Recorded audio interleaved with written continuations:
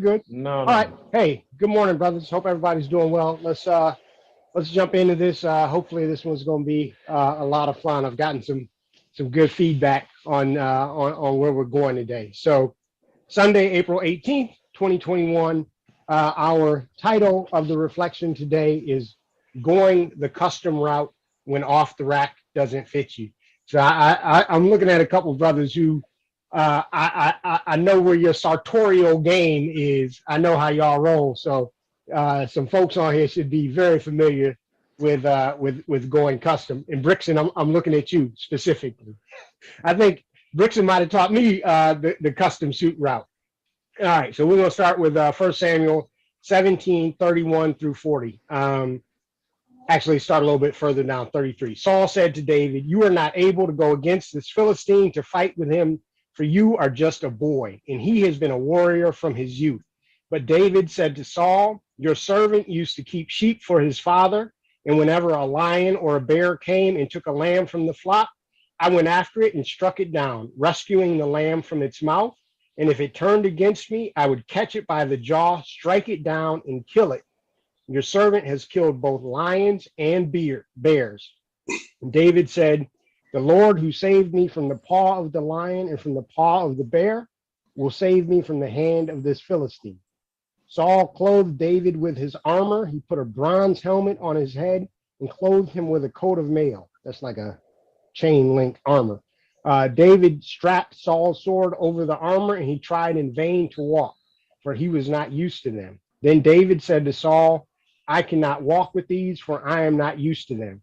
So David removed them. Then he took his staff in his hand, and he chose 5 smooth stones from the wadi, which is a dry creek bed, and put them in his shepherd's bag in the pouch. His sling was in his hand, and he drew near to the Philistine. So just a real quick word on this. We'll come out of the Bible sometimes. We've used a Gregory Porter song in the past. We've used, Gil Scott Heron poems. We've used some other stuff. This is decidedly non-religious. I just try to hit some notes that I think are going to be relevant to folks in this, sort of our demographic, if you will.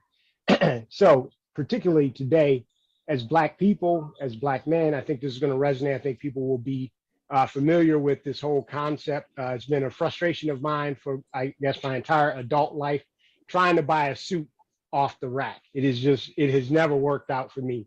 If you're trying to buy a business suit, you're at a department store, especially if you're a young athletic guy, which I probably was the last time I tried to buy a suit. Pretty much anything you find on the rack is not going to fit you at all. You pick up a suit, if the jacket fits you, those pants are going to be a train wreck, especially for the guy, for the body fit that I have. The pants be too big in the waist, and they be either snug or just right in the seat. So there's no way you're going to make those pants fit unless you cut them apart and put them back together entirely, right? And so by the time I'd look at a suit and I'd be like, man, this is a good price on this suit. But by the time I spend all the money to get the alterations done, I'd be better off going and buying a custom suit. And really, that's where this title came from. Oftentimes, the poor sales guy at the store, he just throw his hands up. He'd be like, "Sir, we're not going to have anything that's going to work for you. Have you considered going the custom route?" So that's where we came up with the title for today. And I really like this story because I think it's got some good life lessons that we can pull out.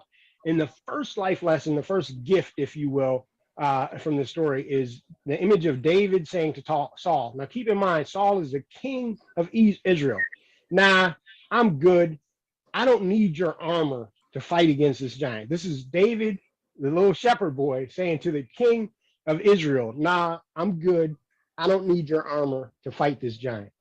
Uh, this low socioeconomic status little boy was standing there in the king's finest suit with a bronze helmet. Can y'all imagine going out onto the battlefield with a bronze helmet and the sun shining off of it? You know, just imagine what a powerful image that would be. But ultimately, David gave the armor back. He knew the job he was called to do, and he knew how to do it. And he knew that with all that heavy weight on him, it wasn't going to help him. In fact, it was probably going to hurt him. And no matter how good it looked, and the stakes were too high for him to put his vanity above what he felt like he was called by God to do. And how many of us have had to make that call before, right? I know I have. No matter how pretty the bronze helmet looked, I had to say, this isn't for me. I got to give this back. I got to go another route. The second takeaway here is that David tried the armor on. He was at least open to seeing how it fit. One of my business school professors, Hermania Arbara, wrote an article that presented the idea of experimenting with possible selves. That means that we try some things on and see how they fit or don't fit. In his autobiography, Malcolm X talks about boxing as a teenager, and he wasn't very good at it, right? And he actually talks about he's glad that he wasn't good at boxing, because if he had been better at boxing, he would have leaned on that instead of being forced to learn how to use his words so well. What he learned very quickly was that it didn't fit him. So he learned what didn't fit him and what version of himself he didn't want to be. And that's a very helpful thing to know. For me, I get a lot of offers nowadays to do things that on paper, it seems like I would be a really good fit at, seems like I'd be really good at.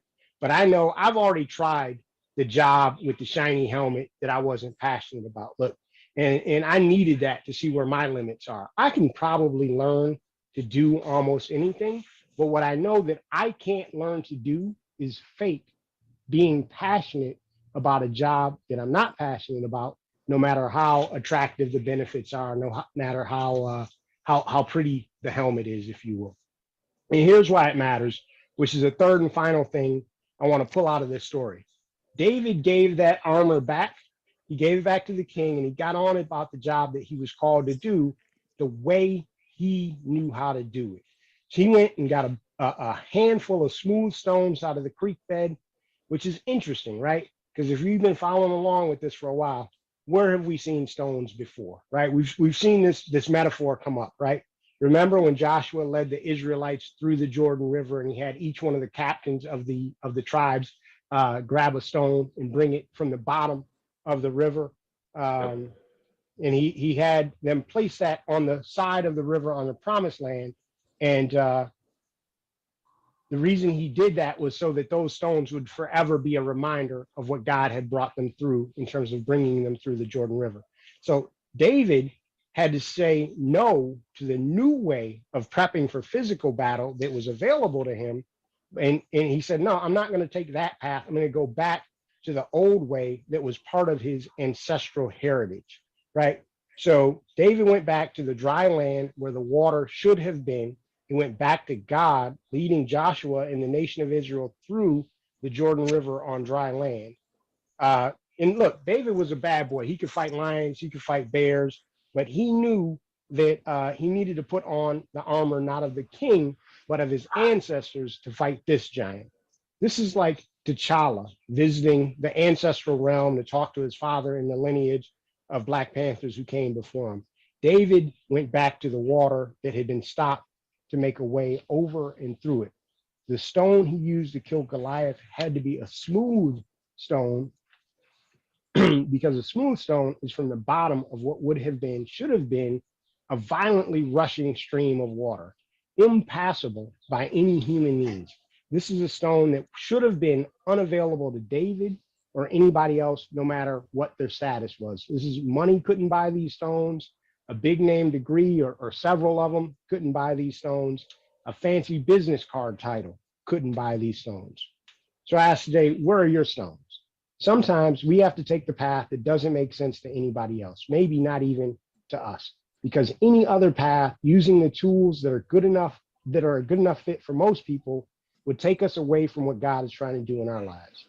David probably would have put up a pretty good fight with Saul's armor on against Goliath, but he ultimately would have lost. And here's the thing: nobody would have second guessed it. He would have still been a hero, because guess what? Nobody expected him to win that fight. Nobody except God, that is.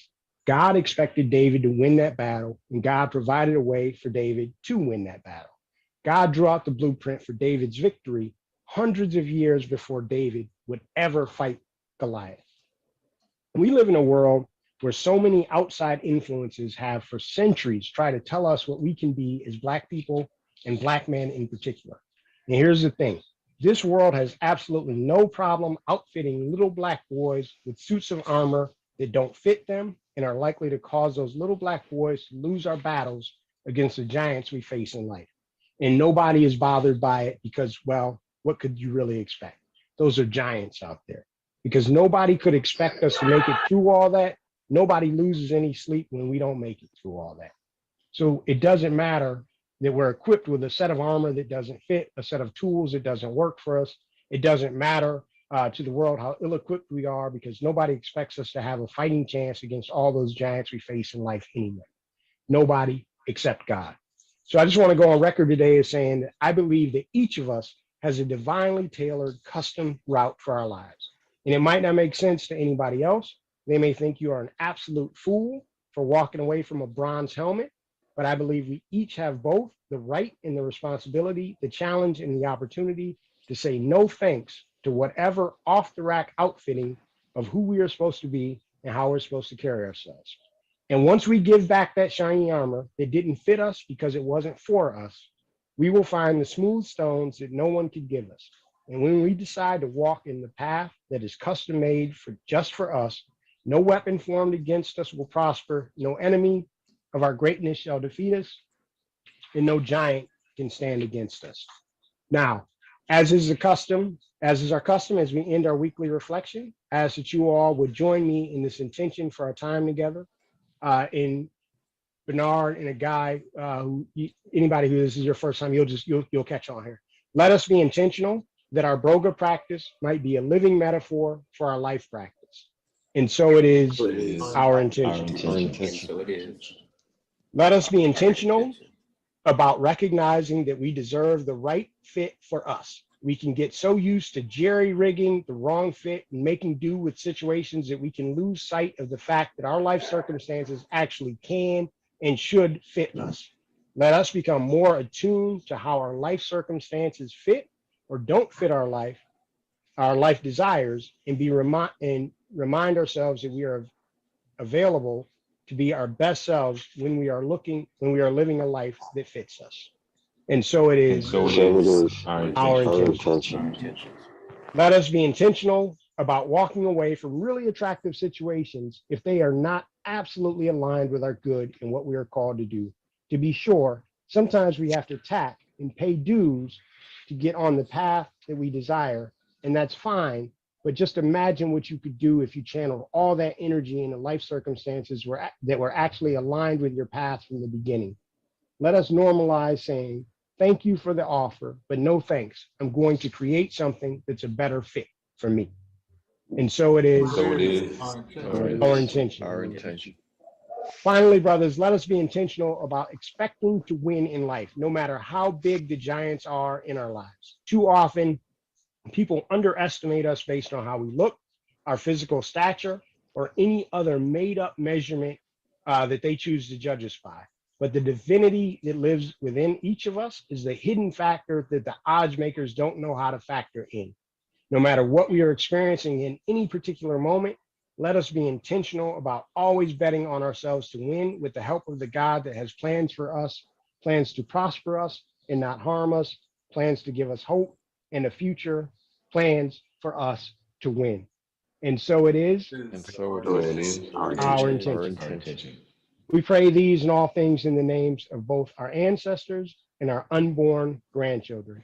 Amen, Ashe, Namaste, and so it is. And so it is. So it is. All right. Our intention. All right, man. I really appreciate that. Thank you, brother. You know, it's funny when I saw you post on the chat that we were going to talk about when custom doesn't work. It made me laugh